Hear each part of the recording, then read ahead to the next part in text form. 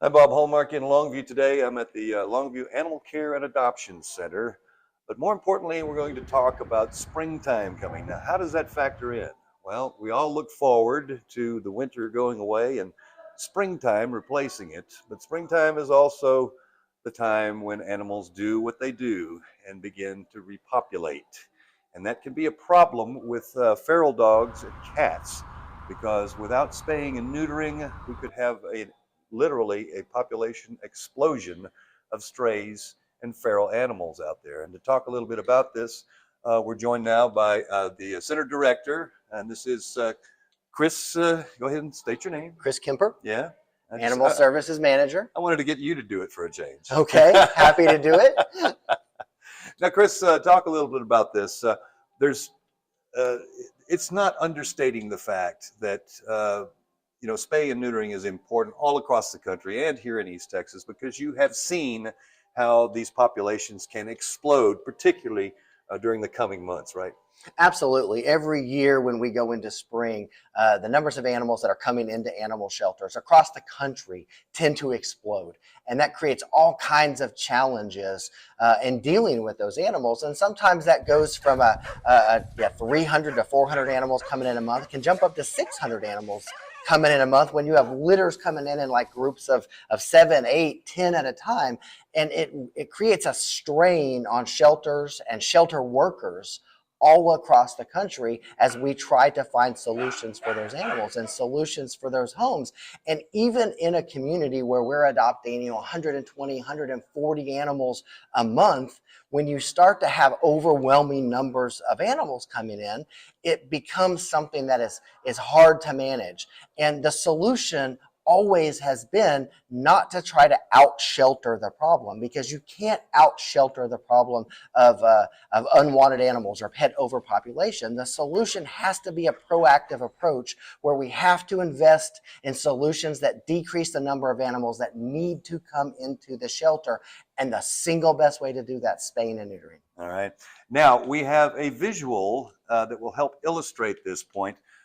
For those that maybe are not educated about how quickly this can happen, how quickly reproduction can happen among dogs and cats, you have a visual to show us right now. Absolutely, and this is something that we found at a trade conference that we went to a few years ago, where we had this really cool little bean jar that's full of beans there, representing there's 7,776 beans in this jar, and they represent the number of puppies one unspayed female and her offspring can produce in 4 years. And by a lot of estimations, that number is actually really low, because every unspayed female can produce a certain number of other unspayed females, and they don't get spayed, and then they reproduce, and then they reproduce, and that number just expands exponentially.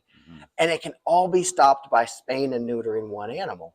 And the really cool thing is, here in Gregg County, we have options and solutions to help people spay and neuter their animals. We have voucher programs. We've given out 1,500 free spay and neuter vouchers over the last 2 years to help people in our county have the option of doing that. So there's no excuse and no reason not to have your animal spayed and neutered. And that brings me to the next question, which is, if you think that because you have a contained animal or an inside animal or things of that nature, that this is not something that you really have to do, you might want to think again, because it only takes one time for your animal to get out. It only takes one time, and it takes one mistake, and then suddenly you have a litter of puppies.